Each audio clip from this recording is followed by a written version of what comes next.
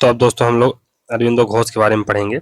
इनका time period 1872 से 1950 के बीच में रहा और बेसिकली ये कांग्रेस के गरम दल के नेता माने जाते हैं। हालांकि भारतीय राष्ट्रीय आंदोलन में शुरू में, अपने जीवन के शुरू में इन्होंने बहुत महत्वपूर्ण भूमिका निभाई, लेकिन बाद में ये पौंडीचेरी में जाके संत बन गए और वहीं पर सत्य की खोज और जो आध्यात्मिक राष्ट्रवाद है उसको गति देने का काम किया था। चलिए इनका जीवन परिचय देख लेते हैं। तो इनका जन्म 15 अगस्त 1872 को कलकत्ता में हुआ। फिर ये भारतीय पुनर्जागरण और भारतीय राष्ट्रवाद के एक महान विभूति कहे जा सकते हैं। फिर जो अरबिंदो जी हैं ये भारतीय राष्ट्रवादी हैं और आध्यात्मिक राष्ट्रवाद के पितामह उनको कहा जाता है। राजनीतिक नेता और लेखक के रूप में वो प्राचीन वेदांत व आधुनिक यूरोपीय राजनीतिक दर्शन का समन्वय करना चाहते थे। उनका राजनीतिक वेदांत उपनिषदों के विश्व स्वीकारात्मक दृष्टिकोण का पुनः प्रतिपादन मात्र नहीं, बल्कि वह एक पराधीन राष्ट्र के राजनीतिक और सामाजिक जीवन के पुनर्निर्माण का ठोस राजनीतिक दर्शन है। उनके ग्रंथों से पता चलता है कि वे पूर्व के धार्मिक साहित्य और पश्चिम के तत्व शास्त्र दोनों से भली भांति परिचित थे और दोनों को एक काइंड ऑफ सिंथेसाइज करना चाहते थे, उनको मिलाना चाहते थे। तो 20वीं सदी के आरंभ में बंगाल प्रांत में जो उग्र आध्यात्मिक और धन प्रधान राष्ट्रवाद विकसित हुआ, तो अरविंदो उस राष्ट्रवाद के प्रतिनिधि थे। फिर इनकी उच्च शिक्षा ब्रिटेन में हुई, कैम्ब्रिज विश्वविद्यालय में ये पढ़े और जो इंडियन सिविल सर्विसेज थी उसकी परीक्षा भी उन्होंने उत्तीर्ण की थी। लंदन में रहते हुए 1892 में उन्होंने एक गुप्त संगठन लोटस एंड डैगर्स लॉर्ड कटार बनाया। फिर अरविंदो घोष ने इंग्लैंड में इंडियन मजलिस की सदस्यता ग्रहण की थी। 1893 में भारत लौटने पर इन्होंने बड़ौदा महाविद्यालय व नेशनल कॉलेज कलकत्ता में अपनी शैक्षणिक सेवाएं दी। 1905 में बंग भंग आंदोलन, यानी जो बंगाल विभाजन का आंदोलन था, वो शुरू हुआ। तो अरविंदो ने उग्र व गर्मपंथी नेता के रूप में लाल बाल पाल के साथ मिलकर कार्य किया। उनका प्रसिद्ध नारा था, नियंत्रण नहीं तो सहयोग नहीं। जैसे कि अमेरिकन क्रांति में नारा क्या दिया गया था कि no representation, no taxation without representation. इसी तरह ये कहते हैं कि नो कॉपरेशन विदाउट कंट्रोल। फिर ये प्रथम राष्ट्रवादी थे जिन्होंने पूर्ण स्वतंत्रता प्राप्ति को आवश्यक माना। फिर इनको काइंड ऑफ 1908 से 1910 में जो मुजफ्फरपुर बम कांड है और मानिक टोला बम कांड में आरोपी बनाया गया था। फिर अनुशीलन समिति से संबंध हुआ। अलीपुर कहाँ है, कलकत्ता में, बम कांड में इन्हें जेल भी जाना पड़ा था। फिर 1910 में जेल से बाहर आकर, तो हालांकि इनके ऊपर केस चला था लेकिन इनके खिलाफ कोई ठोस सबूत नहीं मिला था, जिसके कारण इनको रिहा कर दिया गया था। तो इसके बाद 1910 में ये जेल से बाहर आए और फ्रांसीसी बस्ती पौंडीचेरी में चले गए। वहां इन्होंने ओरोबिलो आश्रम बनाया तथा सक्रिय राजनीति से संन्यास लेकर आध्यात्मिक राष्ट्रवाद, मानवीय एकता व विश्व संघ जैसे विचारों का प्रसार किया। इनकी शिष्या मीरा रिचर्ड, जिन्हें मदर कहा जाता है, थी। अरविंदो के जीवन के 3 चरण थे। प्रथम चरण में वो क्रांतिकारी राष्ट्रवादी थे, तो वही वो करम दल के नेता बने थे कांग्रेस के। दूसरे में ये उग्र राष्ट्रवादी यानी गर्मपंथी हो गए थे। पहले में क्रांतिकारी राष्ट्रवादी थे, दूसरे में उग्र राष्ट्रवादी हो गए यानी गर्मपंथी दल से अपना संबंध बिठाया, और अंतिम चरण में आध्यात्मिक राष्ट्रवादी यानी स्पिरिचुअल नेशनलिज्म की ओर उनका झुकाव बढ़ा 1910 से 1950 तक। टैगोर जी क्या कहते हैं कि अरविंदो के द्वारा भारत संपूर्ण विश्व को अपना संदेश व्यक्त करेगा। Through Aurobindo India will reveal its knowledge to the world. वो भारतीय संस्कृति और सभ्यता के मसीहा है। रोमान और रोला कहते हैं कि अरविंदो एशिया और यूरोप की प्रतिभा का सर्वोच्च समन्वय थे। वे भारतीय दार्शनिकों के सम्राट हैं। लॉर्ड मिंटो क्या कहता है कि अरविंदो भारत का सबसे खतरनाक व्यक्ति, लॉर्ड मिंटो ऐसा बोलता है। डॉक्टर फ्रेडरिक स्पजलबर्ग ने उन्हें हमारे युग का पैगंबर कहा। देशबंधु चित्तरंजन दास ने अरविंदो के बारे में क्या कहा है कि अरविंद देशभक्ति के कवि, राष्ट्रवाद के मसीहा व मानवता के प्रेमी के रूप में जाने जाएंगे। उनके शब्दों की प्रतिध्वनि न केवल भारत बल्कि दूर देशों तक सुनाई देगी। एनी बेसेंट ने घोष को भारतीय मनीषी कहा है, इंडियन सेंट कहा है।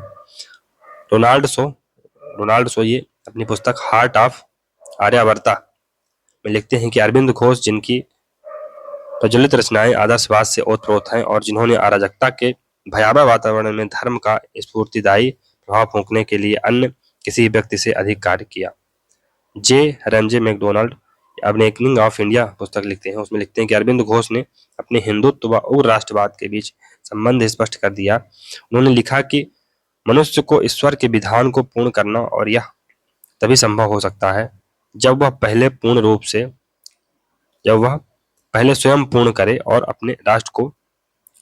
अपने को राष्ट्र के द्वारा ही पूर्ण किया जा सकता है। तो उन्होंने लिखा कि मनुष्य को ईश्वर के विधान को पूर्ण करना, बेसिकली मनुष्य को ईश्वर ने जो विधान दिया है या जो लक्ष्य दिया है उसको पूर्ण करना है, और यह तभी संभव हो सकता है जब वह पहले स्वयं को पूर्ण करे और अपने को राष्ट्र के द्वारा ही पूर्ण किया जा सकता है। उनका स्वदेशी में विश्वास और भारत में ब्रिटेन के आधिपत्य को समाप्त करने की उनकी इच्छा का आधार यही धार्मिक धारणा थी। अरविंदो के अनुसार हिंसा के विरुद्ध हिंसा अपरिहार्य है। अगर आप हिंसा का सामना कर रहे हैं तो आपको भी हिंसा करनी पड़ेगी। ब्रिटिश साम्राज्य का मुकाबला धर्म युद्ध है, तो ये एक क्रूसेड है, ब्रिटिश साम्राज्य का मुकाबला करना। हमारा शत्रु या विरोधी कोई नहीं बल्कि हमारी अपनी कमजोरी, स्वार्थ व पाखंड हमारा शत्रु है। मानव मस्तिष्क उच्चतम है, परंतु यह दैवी चेतना से निम्न है। ईश्वर सुपर माइंड के द्वारा मानव मस्तिष्क में चेतना का प्रवाह करते हैं। सुपर माइंड कौन है? ईश्वर का माइंड सुपर माइंड। फिर व्यक्ति के विकास के लिए परिवार, समुदाय और राष्ट्र आवश्यक है। व्यक्ति के मध्य आत्मिक व आध्यात्मिक एकता सबसे प्रभावी होती है। अरविंदो के अनुसार हमें न केवल यूरोपीकरण की ओर ले जाने वाली प्रवृत्तियों के विरुद्ध विद्रोह करना चाहिए, वरन भारत में व्याप्त प्रत्येक बुरी चीज का हमें विरोध करना चाहिए। इन पर प्रभाव किसका था उसको देख लेते हैं। तो विवेकानंद के नव वेदांत व आध्यात्मिक राष्ट्रवाद का इन पर प्रभाव था।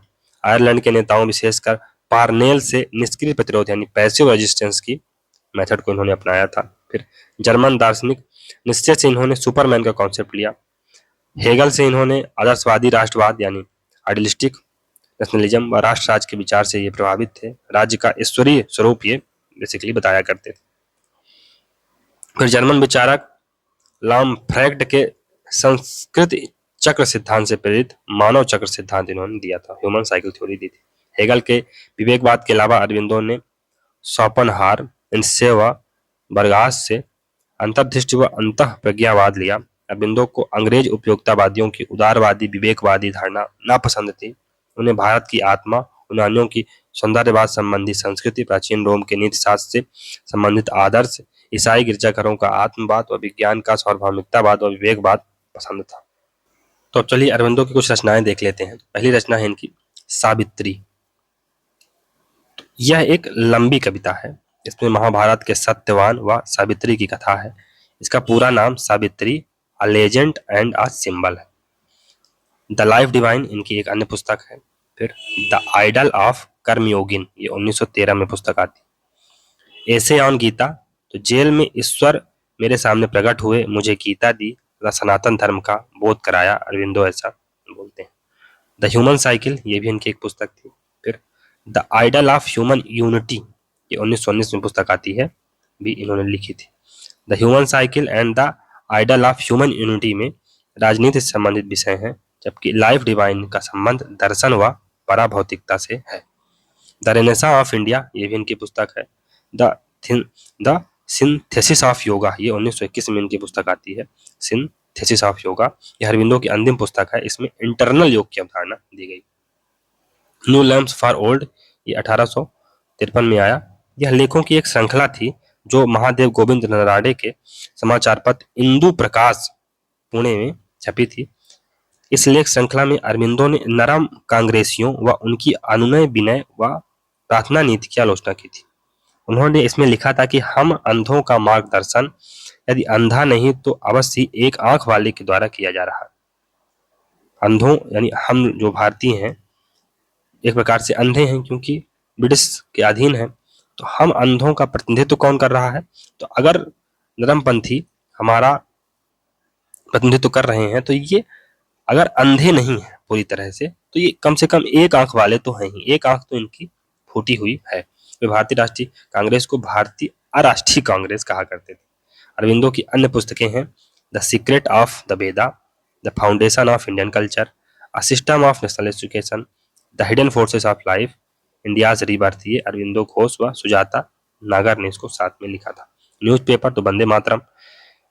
पहले इसके संपादक बिपिन चंद्र पाल थे, उनके इस्तीफे के बाद अरविंद संपादक बने थे। कर्मयोगिन ये अंग्रेजी भाषा में थी, फिर धर्म ये बंगला भाषा में थी, ये दोनों साप्ताहिक अखबार थे। फिर युगांतर तो ये 1906 में यह समाचार पत्र अरविंदो के भाई बारिंद कुमार घोष ने निकाला था। अब ह्यूमन साइकिल क्या है इसको पढ़ लेते हैं। मानव चक्र क्रम सिद्धांत। अरविंदो का विश्वास था कि मानव संस्कृतियों व सभ्यताओं का विकास चक्र क्रम में होता है, यानी मानव इतिहास का क्रमिक विकास हुआ है। पहले हम आदि मानव थे, फिर वहां से बढ़ते बढ़ते हम सभ्यताएं बनाई, हमने सिंधु घाटी सभ्यता वगैरह बनाई, फिर हम धीरे धीरे हमारे साम्राज्यों का उदय हुआ, फिर आते आते हम लोगों ने बहुत सारी चीजें देखी और अब आज हम लोग आधुनिक युग में बढ़ चुके हैं और हम एक राष्ट्र राज्य का निर्माण कर चुके हैं। तो इस प्रकार जो ह्यूमन है उसका एक विकास हुआ है। अरबिंदो के इस दर्शन पर जर्मन विचारक कार्ल लामफ्रैक्ट के संस्कृतियों के चक्र सिद्धांत का प्रभाव है। लामफ्रैक्ट ने जर्मनी के राजनीतिक विकास की 5 अवस्थाएं बताई, जो क्रमशः इस प्रकार है। पहला प्रतीकात्मक युग, ये आदिम जर्मनी है, आदिम जर्मनी। फिर प्रकारात्मक युग, ये प्रारंभिक मध्य युग है। परंपराबद्ध युग, ये परवर्ती मध्य युग है। फिर व्यक्तिवादी युग, ये पुनर्जागरण से लेकर प्रबोधन काल तक का युग है। और आत्मनिष्ठवादी युग, ये रोमांसवाद से प्रारंभ होता है, यह स्नाविक तनाव का युग है। अरबिंदो ने लम्प्रैक्ट के प्रकार सिद्धांत को भारत पर लागू किया तथा लम्प्रैक्ट के मनोविज्ञान में भारतीय अध्यात्म भी मिला दिया। तो अरबिंदो द्वारा प्रतिपादित मानव चक्र ह्यूमन साइकिल के चरण, पहला है प्रकृतात्मक युग, प्रतीकात्मक युग, ये वैदिक युग है, ये प्रकृतात्मक युग था। फिर प्रकारात्मक युग, ये वर्ण व्यवस्था वाला उत्तर वैदिक काल था। परंपराबद्ध युग, ये जाति व्यवस्था वाला सामाजिक व्यवस्था युग यानी मध्यकालीन भारत है। ये व्यक्तिवादी युग, ये पश्चात प्रभाव वाला आधुनिक युग जो बुद्धि, विवेक और स्वतंत्रता लाया। आत्मनिष्ठावादी युग, ये अरबिंदो के अनुसार इसकी जगह आध्यात्मिक युग आना चाहिए ताकि मानवीय आत्मा का सर्वोच्च विकास हो तथा अतिमानव यानी सुपर ह्यूमन का आगाज हो। मानव चक्र को विकास का एकीकृत सिद्धांत भी कहा जाता है। अब नेक्स्ट है आध्यात्मिक नियतिवाद या दैवी न्याय का सिद्धांत। कार्ल मार्क्स ने जिस प्रकार इतिहास की आर्थिक व्याख्या की है उसे आर्थिक नियतिवाद यानी इकोनॉमिक डिटर्मिनिज्म कहा जाता है। यानी कार्ल मार्क्स अर्थव्यवस्था को यानी इकोनॉमी को हर चीज का कारण मानता है। इतिहास में जो भी मूवमेंट हुई है केवल इकोनॉमी या मैटर के कारण हुई है। उसी प्रकार अरबिंदो ने मानवीय इतिहास के संदर्भ में आध्यात्मिक नियतिवाद या दैवीय न्यायवाद का सिद्धांत दिया है। अरबिंदो के अनुसार इतिहास की प्रत्येक घटना और प्रत्येक चरण के मूल में ईश्वर की शक्तियों ने कार्य किया। काली, ये परमात्मा की नियमात्मक शक्ति का गतिशील क्रियाकलाप ही इतिहास है। तो काली की गतिशील क्रियाकलाप ही इतिहास है। इतिहास ब्रह्मा की क्रमिक पुनरावृत्ति है। इस तरह की पुष्टि है तो उन्होंने 2 ऐतिहासिक उदाहरण दिए हैं। प्रथम, बंगाल का राष्ट्रवाद, ब्रिटिश शोषण और उत्पीड़न, जब सब ईश्वर की योजना के अंग हैं, ये सब ईश्वर की योजना के अंग हैं। द्वितीय, फ्रांस की क्रांति भी ईश्वर की इच्छा का परिणाम थी। मिराबो, दांते, रेबेस्पियर, नेपोलियन आदि क्रांतिकारी काली की इच्छा को ही कार्य रूप दे रहे थे।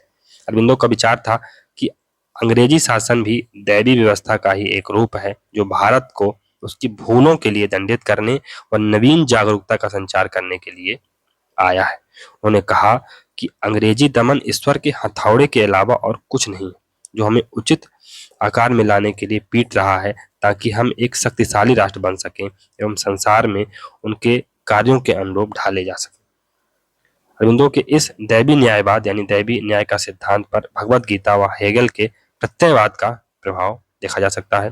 गीता के अनुसार मानव वास्तविक कर्ता नहीं अपितु ईश्वरीय कार्य योजना का निमित्त मात्र व साधन है। हेगल ने इसी दैवी न्याय को इतिहास का औचित्य कहा है। सीजर, सिकंदर, नेपोलियन आदि महापुरुषों ने अचेतन रूप से विश्वात्मा की इच्छा को ही मूर्त रूप दिया। हेगल की तरह अरविंदो भी राष्ट्र को दैवी या विश्वात्मा मानते हैं तथा मानते हैं कि राष्ट्र के भी आत्मा होती है जो सबसे सर्वोच्च होती है। व्यक्ति के समान राष्ट्र भी एक शरीर व चेतना युक्त जीवन जीता है। अरविंद का तत्वशास्त्र अध्यात्मवाद व भौतिकतावाद का समन्वय। तो अध्यात्मवादी व रहस्यवादी दार्शनिक आत्मा को यानी विचार तत्व को सृष्टि का मूल तत्व मानते हैं। भारतीय उपनिषदों में व्यक्त ज्ञान, यूनान के पाइथागोरस व प्लेटो, जर्मन दार्शनिक हेगल आदि प्रत्ययवादी हैं, यानी ये आइडिया पर भरोसा करते हैं। भारत में शंकराचार्य, विवेकानंद आदि संतों का प्रत्ययवाद से संबंध है। भौतिकतावाद व लौकिकवाद उपयुक्त का उल्टा है, यानी कि जो मटेरियलिज्म है ये आइडियलिज्म का उल्टा है।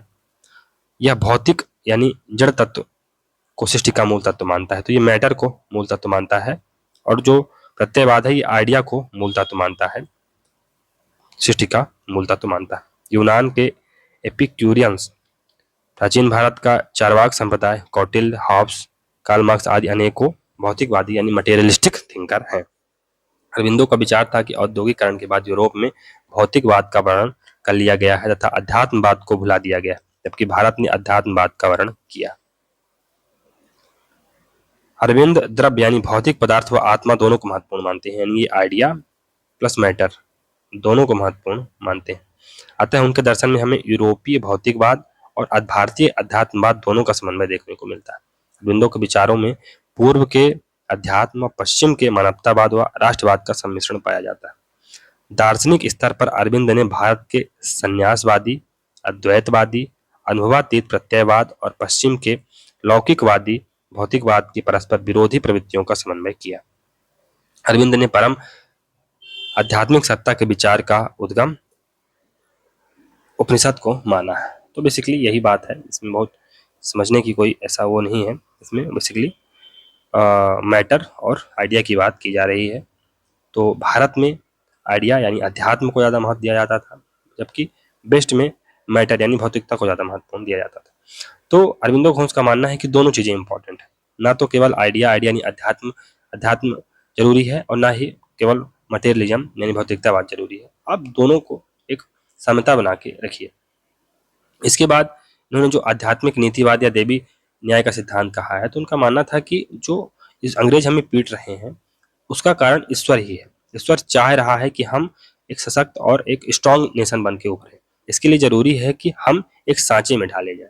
तो ये अंग्रेज जो हम पर राज कर रहे हैं ये दैवी इच्छा का ही प्रारूप है। चलिए आगे बढ़ते हैं इसमें। तो अरविंदो का राजनीतिक दर्शन यानी पॉलिटिकल फिलॉसफी ऑफ अरविंदो, तो ये निष्क्रिय प्रतिरोध का सिद्धांत देते हैं, पैसिव रेजिस्टेंस, जिसे आगे चलकर गांधी जी ने सत्याग्रह के रूप में बदला। तो सत्याग्रह पैसिव नहीं है, एक्टिव रेजिस्टेंस है, जबकि जो अरविंदो घोष जिसकी बात करते हैं ये पैसिव रेजिस्टेंस की बात करते हैं। तो पैसिव रेजिस्टेंस में बेसिकली जो गांधी जी का सत्याग्रह है और अरविंदो का जो निष्क्रिय प्रतिरोध है उसमें अंतर क्या है? अंतर यही है कि गांधी जी अपना जो सत्याग्रह चलाते हैं उसमें हिंसा का कोई स्थान नहीं, जबकि जो अरविंदो घोष हैं पैसिव रेजिस्टेंस निष्क्रिय प्रतिरोध की बात करते हैं, उसमें ये कहते हैं कि हमें अहिंसक होना चाहिए, लेकिन वो हिंसा का विरोध नहीं करते इन द सेंस कि चूंकि अंग्रेज मजबूत है इसलिए हम उनके खिलाफ एक्टिव रेजिस्टेंस नहीं दिखा सकते हैं, तो हमें पैसिव रेजिस्टेंस करना पड़ेगा या हमें पैसिव रेजिस्टेंस करना पड़ेगा, पैसिव रिवोल्ट करना पड़ेगा, यानी हमें निष्क्रिय प्रतिरोध करना पड़ेगा। अगर जैसे ही भारत या भारतीय मतलब स्ट्रांग हो जाते हैं तो हिंसा का प्रयोग करने में कोई गड़बड़ी नहीं है, लेकिन गांधी जी के सत्याग्रह में आप हिंसा का प्रयोग कहीं से कहीं तक कर नहीं सकते हैं। तो अरबिंदो ने निष्क्रिय प्रतिरोध की प्रेरणा आयरलैंड के स्वतंत्रता सेनानियों से ली है। आयरलैंड में ब्रिटेन के खिलाफ जो सिन फिन आंदोलन चला तथा आयरलैंड के नेता पार्नेल ने इस राजनीति का जो सफलतम प्रयोग किया, अरबिंदो उससे अत्यधिक प्रभावित थे। अरबिंदो ने 1905 के बंग भंग व स्वदेशी आंदोलन में उग्र यानी गर्मपंथी के रूप में भागीदारी की तथा इसी आंदोलन के दौरान नारा दिया, नियंत्रण नहीं तो सहयोग नहीं। तो नो कंट्रोल नो कॉपरेशन। निष्क्रिय प्रतिरोध का उल्टा गांधी का सत्याग्रह या सक्रिय प्रतिरोध है। अरबिंदो ने निष्क्रिय प्रतिरोध की जो व्याख्या की उसमें हिंसा के लिए स्थान नहीं था। इसके तहत संगठित तरीके से और शांतिपूर्ण उपायों के माध्यम से सरकार की सत्ता का विरोध करना था। निष्क्रिय प्रतिरोध में शस्त्रों के प्रयोग की अनुमति नहीं दी गई। अरबिंदो का मानना था कि ब्रिटिश कुशासन से मुक्ति के लिए न तो उदार राष्ट्रवादियों यानी नरमपंथियों की प्रार्थना, प्रतिवेदन, प्रतिरोध की नीति कामयाब होगी, न ही क्रांतिकारी राष्ट्रवादियों की बम व गोले वाली राजनीति सफल होगी, बल्कि एक तीसरी नीति निष्क्रिय प्रतिरोध व आत्म विकास हमें अपनाना पड़ेगा। निष्क्रिय प्रतिरोध दो स्तर पर कार्य करता है। पहले स्तर पर ये सेल्फ डेवलपमेंट के लिए स्वराज यानी आत्म विकास के लिए स्वराज यानी पूर्ण स्वतंत्रता की बात करता है, स्वदेशी की बात करता है, राष्ट्रीय शिक्षा की बात करता है तथा स्वदेशी स्कूल, कॉलेज, मध्यस्थ न्यायालय खोले जाते हैं। इसमें कुल मिला के हमें अपने आप में इंडिपेंडेंट सेल्फ रिलायंट बनना है, इसका पहला गोल है। दूसरा है बहिष्कार करो आप, यानी बायकॉट करो। इसके तहत विदेशी वस्तुओं, स्कूलों और न्यायालयों का बहिष्कार। तो हमें स्वदेशी अपनाना है इन द सेंस कि हमें अपने ऊपर रोल करना है, तो हमें अपनी संस्थाएं गढ़नी होंगी, हमें अपनी संस्थाएं, हम अपने स्कूल, अपने कॉलेज गढ़ने होंगे। तो ये बात हमने जब वेस्टर्न थिंकर पढ़ा तो कौन करता है? ग्रामसी करता है कि हमें अपने बुर्जुआ क्रिएट करने पड़ेंगे, हमें अपने थिंकर बनाने पड़ेंगे, हमें अपनी क्लास ऑफ थिंकिंग को डेवलप करना पड़ेगा, हमें अपने स्कूल बनाने पड़ेंगे, हमें अपने न्यायालय बनाने पड़ेंगे, हमें अपने संगठन बनाने पड़ेंगे। ऐसी ही बातें कौन करता है? अरबिंदो करता है कि हमें स्वयं की चीजें बनानी पड़ेंगी, पहली चीज। दूसरी चीज, हम जब स्वयं की चीज बना लेंगे तो हम अब अंग्रेजी जो चीजें हैं, अंग्रेजी जो संस्थान है, न्यायालय हैं, स्कूल हैं, कॉलेज हैं, उनका विरोध करना चाहिए। ये दूसरा तरीका है। तो सरकार की सहायता, इसमें हम कैसे इसका मदद कर सकते हैं कि हम सरकार की सहायता ना करें, सरकार का टैक्स ना चुकाएं, तो इससे हम उनका बहिष्कार करेंगे। तो निष्क्रिय प्रतिरोध का मुख्य उद्देश्य समान व संगठित अवज्ञा है, ऑर्गेनाइज डिसोबीडियंस। हम नहीं मानते यार आपकी बात, नहीं मानते आपकी बात, आपके कानूनों को नहीं मानेंगे, हम आपकी सत्ता का विरोध करेंगे और आपको एक प्रकार से ठप कर देंगे। भाई हम कोई बात ही नहीं मानेंगे आपकी, आप डाल दो, जेल में डाल दो, हम आपकी बात नहीं मानेंगे। कहां तक जेल में डालोगे, कितनी जेलें भरोगे? आध्यात्मिक राष्ट्रवाद की अवधारणा, कॉन्सेप्ट ऑफ स्पिरिचुअल नेशनलिज्म। तो इसे सांस्कृतिक राष्ट्रवाद का सिद्धांत भी कहा जाता है, कल्चरल नेशनलिज्म का कॉन्सेप्ट कहा जाता है। इसमें राष्ट्रवाद को धर्म व अध्यात्म से जोड़ा गया है। राष्ट्रवाद एक धर्म है, भारत माँ एक देवी है जो अंग्रेजों द्वारा शोषित व जर्जित है। राष्ट्र कोरी भौतिक या राजनीतिक इकाई नहीं है, ठीक है। सच्ची राष्ट्रीयता सनातन धर्म है, पर यह सनातन धर्म का तात्पर्य हिंदू पारंपरिक धार्मिक अनुष्ठान या पूजा पद्धति से नहीं, बल्कि राष्ट्र के लिए बलिदान व त्याग से, यानी राष्ट्र सेवा ही धर्म है। इसलिए अरबिंदो ने कहा कि योगी को राजनीतिक नेता के पीछे खड़ा होना चाहिए या अपने को राजनीतिक नेता के रूप में व्यक्त करना चाहिए। तो वो रामदास को शिवाजी के साथ एक शरीर में जन्म लेना है, रामदास को शिवाजी के साथ एक ही शरीर में जन्म लेना है, मेजनी को काबुल में मिश्रित होना है। अरबिंदो राष्ट्रवाद कोई कोरी राजनीतिक कल्पना नहीं है, कोरा राजनीतिक कार्यक्रम नहीं है। राष्ट्रवाद एक धर्म है जो सीधा ईश्वर से आया है। राष्ट्रवाद अनिश्चर है। राष्ट्रवाद, अरबिंदो के अनुसार राष्ट्रवाद एक धर्म है जो ईश्वर के यहाँ से भारत आया तथा स्वयं ईश्वर इसका मार्गदर्शन कर रहे हैं। अरबिंदो का राष्ट्रवाद नव वेदांत दर्शन पर आधारित है, जो कि किसका है? स्वामी विवेकानंद का। इसमें मानव एकता और ईश्वर में एकत्व का विचार किया गया है। अरबिंदो भारत सांस्कृतिक रूप से सदैव एक राष्ट्र रहा है, किंतु इसमें राजनीतिक आयाम सदैव अनुपस्थित रहे। भारत एक साझे आत्मिक जीवन, साझी संस्कृति, एक साझा सामाजिक संगठन, एक साझा राजनीतिक प्रमुख रखने के संदर्भ में ही रहा है, किंतु एक राष्ट्रीय राज्य नहीं रहा। विपिन चंद्र पाल ने लिखा कि अन्य नेताओं के लिए राष्ट्रवाद केवल एक बौद्धिक मान्यता अथवा आकांक्षा है, लेकिन अरबिंदो के लिए राष्ट्रवाद उनकी आत्मा का सर्वोच्च मनोभाव है। रोनाल्ड शो ने अपनी पुस्तक द हार्ट ऑफ आर्यवर्ता में लिखा है कि अरबिंदो ने अराजकता के भयावह वातावरण में धर्म का स्फूर्तिदायी प्रभाव फूंकने के लिए अन्य किसी भी व्यक्ति से अधिक कार्य किया। नव वेदांत दर्शन, स्वामी विवेकानंद की तरह अरबिंदो भी नव वेदांतवादी हैं। नव वेदांत आध्यात्मिक राष्ट्रवाद यानी स्पिरिचुअल नेशनलिज्म पर जोर देता है। अरबिंदो राष्ट्र को तो ईश्वर का स्वरूप मानते हैं, पर राज्य को केवल यंत्र मानते हैं, वह सीमित मानते हैं तथा आंगिक सिद्धांत के आलोचक थे। उन्होंने कहा कि राज्य एक सुविधा है, राज्य एक फैसिलिटी है, हमारे सामूहिक विकास की भद्दी सुविधा, जिसे कभी भी स्वयं में साध्य नहीं बनाया जा सकता। ये केवल टूल के तरह इसको यूज किया जा सकता है। अरबिंदो के अनुसार स्वतंत्र गांव अथवा स्वतंत्र गांवों के समूह के दिन अब लद गए हैं तथा उन्हें पुनर्जीवित नहीं किया जाना चाहिए। राष्ट्र अपनी पूर्णता का काल चाहता है, राष्ट्रीय ग्रामीण जीवन व उसकी जनसंख्या को संग्रहित कर इसे एक शक्तिशाली लोकतांत्रिक राष्ट्रीयता में परिवर्तित करने का प्रयास करना चाहिए। हमें राष्ट्र को निश्चित ही पूर्व के ग्रामीण समुदाय की भांति आत्मनिर्भर, आत्म केंद्रित, स्वायत्त व अद्वितीय आदर्श राष्ट्रीय स्वराज्य बनाना चाहिए। तो बेसिकली ये राष्ट्र की भावना देते हैं, राष्ट्र को ये मनोवैज्ञानिक मानते हैं, राष्ट्र को ईश्वर की देन मानते हैं, और इनका मानना है कि राज्य अलग चीज है, राष्ट्र अलग चीज है। राष्ट्र में हम सबकी भावनाएं जुड़ी हुई हैं जो ईश्वर के माध्यम से ये प्रकट हो रहा है, जबकि जो राज्य है ये एक साध्य है, ये एक साधन है, टूल है, फैसिलिटी है, जिसका उपयोग हम राष्ट्र को बनाने में, एक लोकतांत्रिक राष्ट्र को बनाने में इसका उपयोग कर सकते हैं। मानव एकता व विश्व संघ की अवधारणा। तो अरविंदो का आध्यात्मिक राष्ट्रवाद संकीर्ण राष्ट्रवाद नहीं, बल्कि यह मानव एकता, अंतर्राष्ट्रीयवाद, वसुधैव कुटुंबकम व सर्व कल्याण को अपना आदर्श मानता है। वही बात है कि सर्वे भवन्तु सुखिनः, सर्वे भवन्तु सुखिनः, सर्वे भवन्तु निरामया, ये इसकी बात करता है। इसलिए उन्होंने अपनी रचना the idol of human unity में विश्व संघ यानी वर्ल्ड यूनियन की अवधारणा दी है। अरविंदो का यह विश्व संघ लीग ऑफ नेशन तथा संयुक्त राष्ट्र संघ जैसा नहीं होगा, क्योंकि यह संगठन अस्थायी, शक्तिशाली राष्ट्रों के खिलौने तथा सैनिक बल प्रयोग व कूटनीतिक प्रबंधों पर आधारित थे। वहीं विश्व संघ स्वतंत्र राष्ट्रीयताओं का विश्व संघ होगा, यानी वर्ल्ड ऑफ फ्री नेशनलिटीज होगा। इसमें पराधीनता, असमानता और दासता के लक्षण नहीं होंगे। ये स्वयं के निर्णय ले सकेगा, ये अपनी अभिव्यक्ति स्वयं कर सकेगा।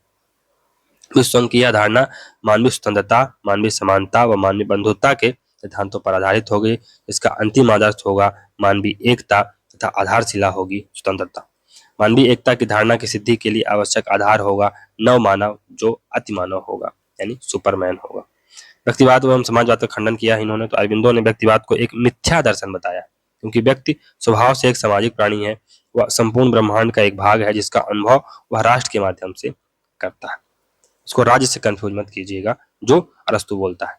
मानव की आत्मा सर्वहित के लिए विशाल संगठन से जुड़ना चाहती है, ये व्यापक होना चाहती है। क्योंकि व्यापक होना चाहती है तो विशाल संगठन यानी राष्ट्र से जुड़ना चाहती है। इन सामाजिक समूहों की स्वयं की एक स्वतंत्र आत्मा होती है। व्यक्ति की आत्मा भिन्न समूहों की आत्मा एक गहन जाल से आबद्ध होती है, जिसे हम वृत्तों के भीतर वृत्त, घेरों के मध्य घेरा कह सकते हैं। पौराणिक लोग इसे लोक संग्रह का सिद्धांत कहते हैं। लोक संग्रह का सिद्धांत तात्पर्य है कि मनुष्य को स्वयं के साथ साथ पूरे समाज व सामाजिक कर्तव्यों के प्रति जागरूक रहना चाहिए। वही उन्होंने विशुद्ध आर्थिक रूप धारण करने, नास्तिकता व निरंकुशता के कारण रूसी समाजवाद को भी आने हाथों लिया है।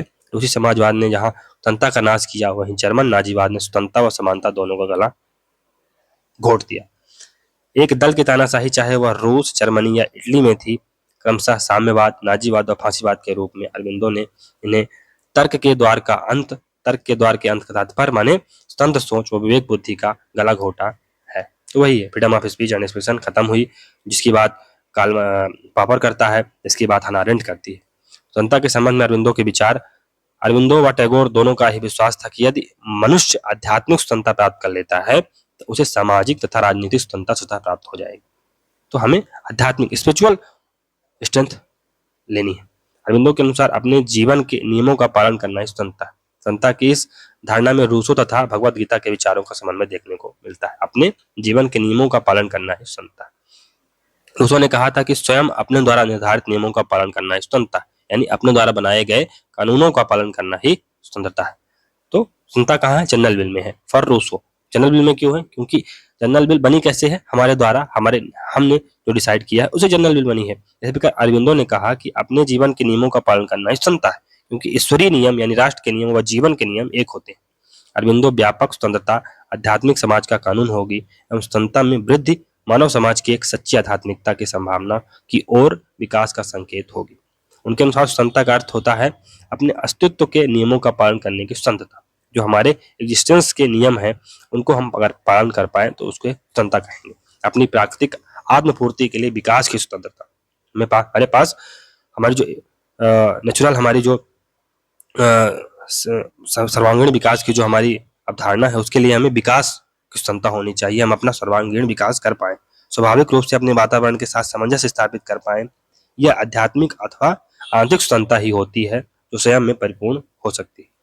अरविंदो के अनुसार स्वतंत्रता व समानता की एकता को केवल मानवीय भाईचारे अर्थात बंधुत्व के गुण के द्वारा ही प्राप्त किया जा सकता है तथा यह अन्य किसी चीज पर आधारित नहीं हो सकती है। जब आत्मा स्वतंत्रता चाहती है तो इसका तात्पर्य है आत्म विकास की स्वतंत्रता, यानी सेल्फ डेवलपमेंट की स्वतंत्रता। मनुष्य और उसके संपूर्ण अस्तित्व में दैविता का विकास होना, यानी हम ईश्वरीय गुणों से ओतप्रोत हो जाए, हमारे अंदर सद्गुण आ जाए, हम ईश्वर के जो राष्ट्र है उसके बारे में सोचें। जब यह समानता चाहती है तो इसका तात्पर्य है यह सभी के लिए समान रूप से स्वतंत्र तथा सभी में एक ही ईश्वर तथा एक ही आत्मा की स्वीकृति चाहती है। जब यह बंधुत्व के लिए प्रयास करती है तो इसका तात्पर्य है कि यह आत्म विकास की समान स्वतंत्रता को समान लक्ष्य, सामान्य जीवन तथा आंतरिक आध्यात्मिक समाज की पहचान पर आधारित विवेक और भावना के संगम के रूप में स्थापित कर रही है। ये तीनों चीजें वास्तव में आत्मा की प्रकृति हैं, क्योंकि स्वतंत्रता, समानता और बंधुत्व आत्मा के दैवी गुण है। अरविंदो का महामानव या अतिमानव, तो महामानव या विराट पुरुष या दैवी मानव की अरविंदो की धारणा जर्मन दार्शनिक नित्शे के सुपरमैन के विचार से प्रभावित है, लेकिन अरविंदो ने नित्शे के अतिमानव में जो अमानवीय राक्षस बैठा है उसका आध्यात्मिकरण कर दिया। नित्शे का अतिमानव यानी महामानव का स्वरूप आदि दानव जैसा है, जबकि अरविंदो के महामानव सच्चे अर्थ में गीता के कर्मयोगी स्थित प्रज्ञ मानव श्री कृष्ण का साक्षात रूप है, जिसका माइंड बिल्कुल वैक्यूम में चला गया है, जिसका माइंड बिल्कुल फ्री हो चुका है, जिसका माइंड सुप्रा स्टेट को प्राप्त कर चुका है। इस प्रकार अरविंद द्वारा प्रतिपादित मानसीकृत अतिमानव में वेदांत व निश्चय के विचारों का सम्मिश्रण है। निश्चय का अतिमानव आक्रामक, शक्ति संपन्न व अति बौद्धिक प्राणी है। इसके विपरीत अरविंदो का अतिमानव एक ऐसा रूपांतरित व्यक्ति है जो अपने जीवन में उच्चतर दैवी शक्तियों तथा आनंद की अभिव्यक्ति कर लिया है। वो आदि योगी है, उसे सत्य का ज्ञान हो चुका है। वो महात्मा बुद्ध जैसा व्यक्ति है, वो महावीर जैसा व्यक्ति है, वो श्री कृष्ण जैसा व्यक्ति है। अरविंद का मानना था कि विश्व संघ आध्यात्मिकता पर आधारित आध्यात्मिकृत समाज स्पेशलाइज्ड सोसाइटी होगा। विश्व संघ क्या होगा? एक स्पेशलाइज्ड सोसाइटी होगा। इस स्पिरिचुअलाइज्ड सोसाइटी होगा जहां पर हर व्यक्ति सुपर स्टेट को प्राप्त होगा, सुप्रा स्टेट को प्राप्त किया होगा, सुप्रा माइंड स्टेट को प्राप्त कर लिया होगा। वो ईश्वर के बहुत करीब होगा। ऐसा समाज तभी बनेगा जब सर्व ज्ञान संपन्न विश्व के ज्ञाता और सष्टा के रूप में अतिमानव सुपर माइंड का अवतरण होगा।